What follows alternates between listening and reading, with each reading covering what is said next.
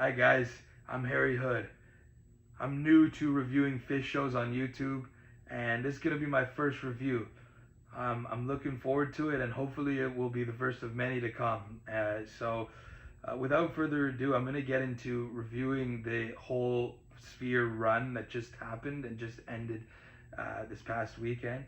I thought it was a great run overall. I thought that by the end of the run, they really found themselves. You know, the beginning, there was some dust to be shaken off, but by the end of the run, they really kind of were firing on all cylinders, and they really made me feel like, man, I wish that there was more shows right now. I wish that we didn't have to wait till summer tour for more. But without further ado, night one, they got into that Wolfman's Brother as a second song, and it had a really good jam with a peak.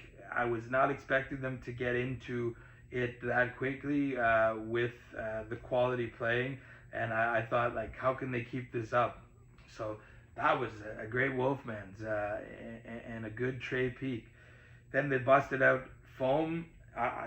Foam, to me, the jam especially isn't what it was in the mid 90s. It requires a lot of jazzy type chord changes, and I don't think Trey quite gets there like he used to, but they sounded like they had it rehearsed. It sounded good overall, and I really liked it. Rift came in with what a lot of people are saying is the visual highlight with the Sphere of the run, and that was wonderful.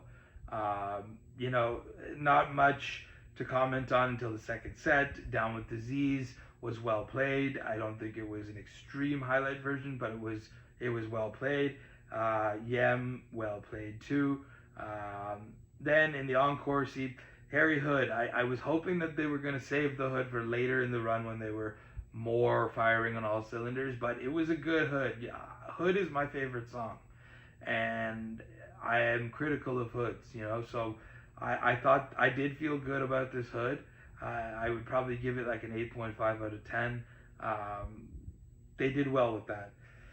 Night two, they really kind of took a step back in night two for me. It wasn't the song selection. The song selection was good. I always love Free, Birds of a Feather, Gula, Divided Sky. I just couldn't pull something out of it that really said, like, this is a real something I'm gonna listen back to. Limb by Limb had a little bit of that. Like, I would listen back to that. Limb, Light, that was, if there was one thing that night that I would really listen back to, it was the Light. Weekapog was good. I was happy to see them kind of play it with more pace. Sometimes recently, in the recent years, it's been lacking a bit in pace, and I mean, Weekapog is no ballad, so you got to give it that energy and you got to give it that treatment, and they did. So I was happy about that. But other than that, it wasn't many highlights to pull from that night. Night three, I felt that they stepped back up. They got right into it with the Buried Alive into AC/DC Bag opener, which is always a good throwback opener. The Reba was solid. Much like the Hood, I don't give it a 10 out of 10, but it did its thing. Thankfully, thank God for that. Forbins into Mockingbird, always appreciated. Sigma Oasis, it went there. It was a good, well played version. Walk Away, they obviously had Joel Walsh there in the crowd. That was a nice little moment. Gin, always a solid first set closer, never really fails. Into the second set, I didn't feel like it was an extremely strong second set, but a lot of highlight songs that you like to get in the second set. Simple, Tweezer, Twist was good. Antelope, to me, was the best played song and best played jam of the second set. Something that I'd listen back to. Trey really got there with the peak, which was nice. And then in the encore, I was happy to get that I Am the Walrus encore. I'm a big Beatles guy. I'm not a Stones guy as much, and so I always like when they busted the Beatles songs, and that was great. Moving into the second weekend, started off strong. I thought that the first night of the second weekend was my second favorite show of the run. And, they were firing right away with 46 Days. They played Coyote well. Maze, they played well. Esther was a bust out. Then the gumbo was nice. Okay, the gumbo was nice. And it was largely thanks to Mike. I still felt that at this point in the run, Trey hadn't really gotten to his peak of the run yet. And I still feel like it was the other band members pushing him. But that's why there's 4 guys in the band, because sometimes it needs to be one guy or the other leading the charge. And I really thought in that gumbo, Mike led the charge. And, this gumbo was something that I really feel that I will listen back to and I will value as a highlight of this year. Stash was well played. Sometimes the Stash jams, they don't really get there these days for me, but this Stash jam, they rinsed it out nice and sounded super pro Stash. Second set, knew it was going to be good when they came out with Curtain, which is one of my top 3 all-time songs. Then this is where things took a step up in the run for me. The Fuego into Dark Puddle into Golden Age back into Fuego. They really found their jamming here, and they really found the 4-headed monster mode. They really found the space. Up until this point in the run, it felt like they were not quite breathing with the jams, but here it's like they found where they were all became one instrument. And it was even something as little as Fishman hitting of the ride cymbal or whatnot. They were able to kind of find their dynamics more. So I thought this was a great jam. I'm not a big Fuego guy generally, but this one really found it, and it's something that I would listen back to. Like it's a very listenable highlight.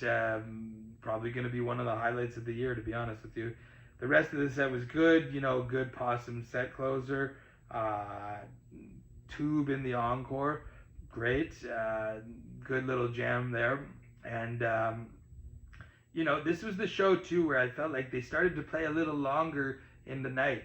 These shows seem to play for very long. Like the nights were starting at 8 p.m. Pacific and they were ending at 11:45 p.m. Pacific. So I mean, like there was over 3 hours to playing in a lot of these nights, and this was the first night where it felt like they were really willing to go, to 3:45, not just to 11:45, not just 11:30. Like they were, it felt like they've got to deal with the Sphere and they can go as long as they want. It's not like some of these venues in summer tour where they got to cut it short. But anyways, into night 5, which I thought again was a step down.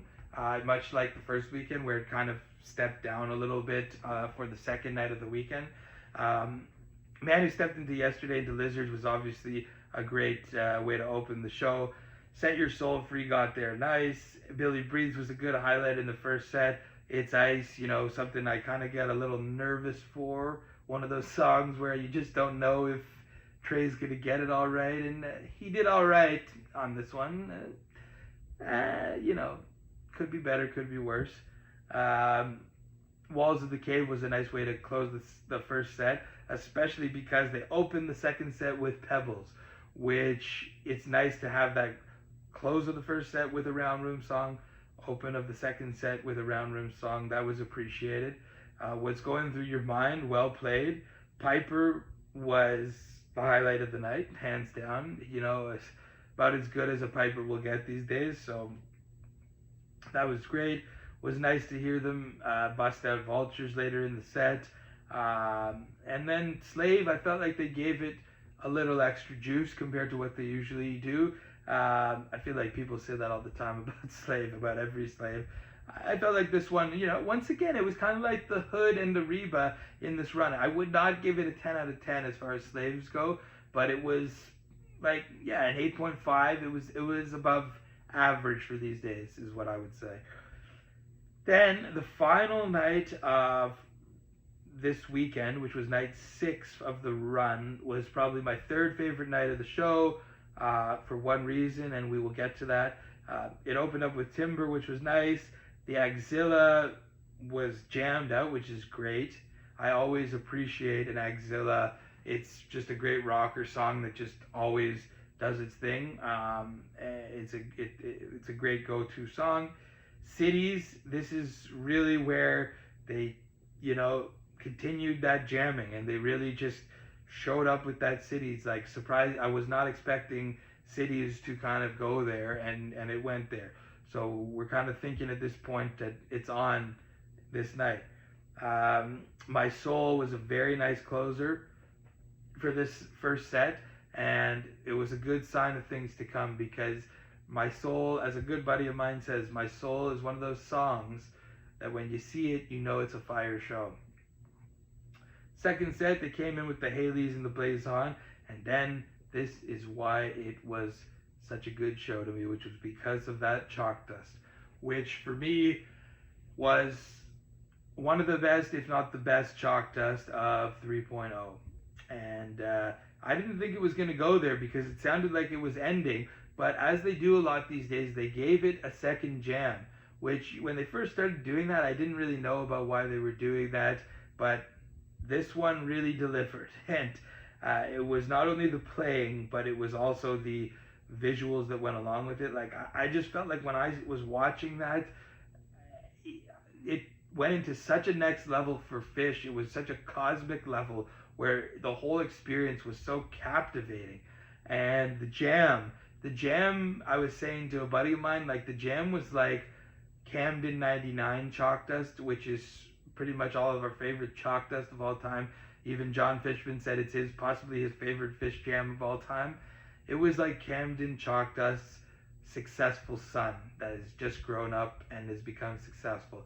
It had a little bit of that Camden Chalk Dust in it, but with the new Phish Sphere visuals and with the Phish updated new rigs with some of the, Trey's new effects, Mike's new effects and new sounds.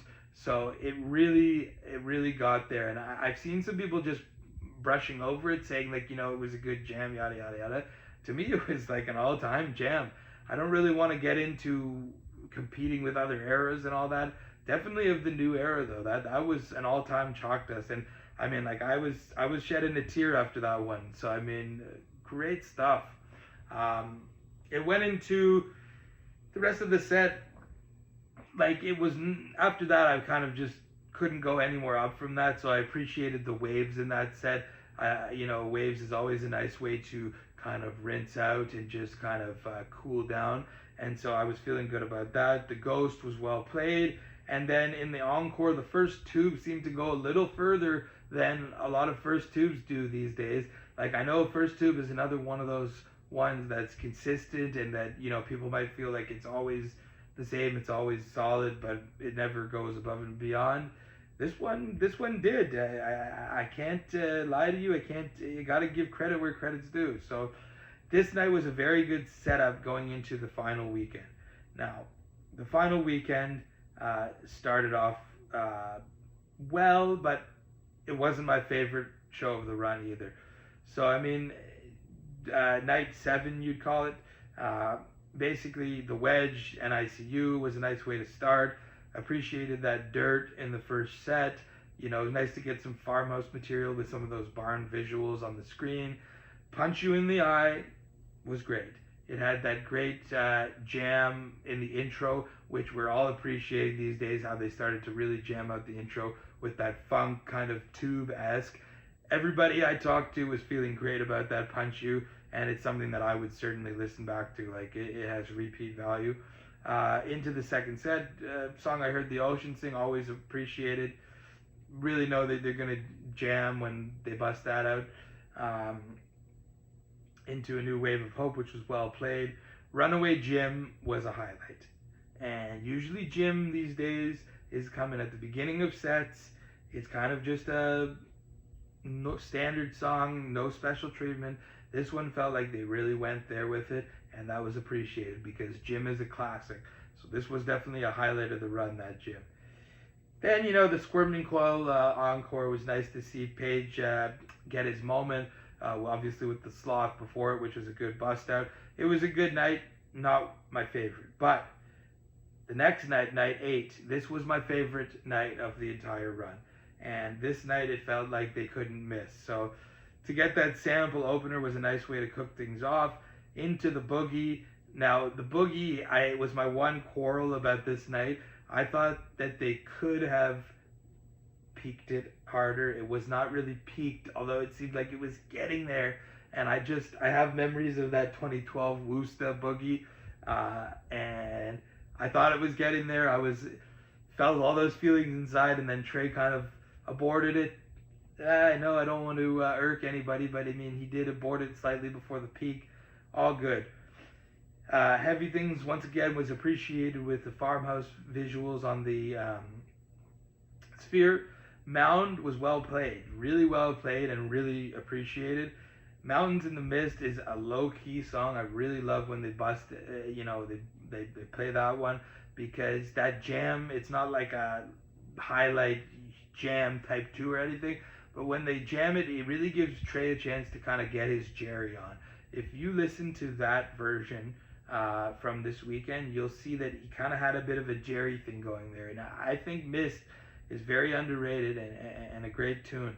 Tila and McGrupp were very well played. Speak for itself. Wingsuit, great placement of Wingsuit there. Sometimes, when they go too hard with the new songs, they get unappreciated. But when they place them right and tastefully, like they did with Wingsuit here, it's great stuff. Now, the one thing I said to my buddy during this first set was that all the show has already arrived at its greatness, but what it really needs is a Bowie. And I thought that Bowie might come at the end of the second set. But lo and behold, it comes at the end of the first set, and it's played extremely well combined with the visuals. Trey played really well in this, really confidently, and he peaked it properly, which sometimes these days the peak can be iffy, but he peaked this one properly. So that Bowie was cosmic. Fantastic. Hats off to you guys, Phish.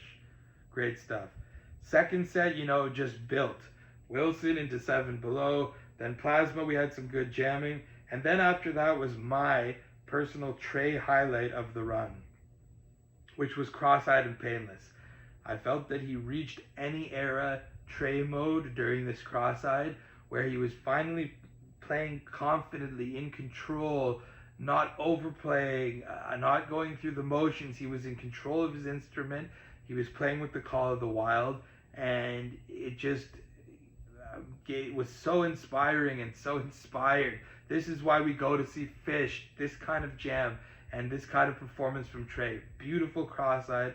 I re-listened to it the next day on Phish Radio on Sirius, had it on repeat, was just feeling so good about it. Rest of the set was good, and the encore, I didn't know until saw it again in Rock and Roll. They were having a good time. Great stuff. Into the final night, where they could basically do no wrong at this point, and we knew some of what might be coming because of what was left on the table with no repeats, which I gotta take a moment to say is amazing. For guys their age to be doing 9 shows with no repeats, I mean, that's unheard of. Another band goes to the Sphere, they play the same show 9 times. So I don't want to hear that crap from people about, they repeated visuals on the screen. Who cares? You go to the show, you enjoy the visuals, but you play 9 shows with all different songs, you're going to be repeating some visuals, and I thought the visuals were fantastic. So this night was great. They opened up with the Farmhouse with Trey on acoustic, which was extremely vibey, a great vibe for the Sphere. Undermine Ocelot back on the train, all well played. Ether Edge was well played. Llama, they finally played it with a little more pace, which is how it should be. I don't want to see it getting slowed down, and I also don't want to see Trey struggling with it, but he was dialed in with his guitar, playing dark, dissonant, and he knew what to do. Sometimes Llama's been shaky in recent years, but this time they had it going on. Horse into Silent in the Morning. Some people hate, I don't. Back in 2010, we all didn't want to hear it because Trey would do the infamous horse portion, where he would basically abort a jam into the horse. and we were all tired of that. Now that they don't play it as much, I mean, it's a classic, Silent in the Morning. So I was really happy to see them bust it out. I was rooting for it. Taste was great. Julius as the first set closer, very well played. Trey went above and beyond with this one. I was feeling really good about that Julius. Frankenstein to open the second set. Some people were a little iffy on why they did that. I love Frankenstein, and I thought it was a good call, especially with how far we had come in the run. Kill Devil was a great jam. Ruby Waves, great jam. Meat Stick, I'm a Meat Stick guy, so I appreciated that. Then my friend, I really wasn't expecting that to be my favorite jam of the night, but they went there. Sometimes in recent years when they've jammed out my friend, it's not really my favorite. I don't really like where they go with it. This time I did, and I was kind of surprised, and I was thrilled that this was going to be a highlight of the run for me, something I will listen back to. A Life Beyond the Dream, one of my favorite new songs. It really just gives me that vibe, it's one of those new songs that really does it for me. I can't tell you for it to do it to you, but it does it for me. So what can I say? Everybody has their own tastes. Character Zero to close that off. That second set was great. And then the encore, I was hoping for Fast Enough into Fluffhead. We got Velvet Sea into Fluffhead, and I had said going into this night, all we need to close off this run is just a good Fluffhead, and we got it. So, I mean, the run really closed off well. It was a great run. It kind of left me feeling a little empty afterwards, because now I really wish there was more shows sooner than Summer Tour, but I guess that's the way it works, and just more reason to look forward to Summer Tour. So thank you guys all for watching, checking out my stuff and my first review. I really look forward to being able to do this regularly after every show coming up. Love you guys. Just wishing you lots of love and light. Best of health, and peace out until next time.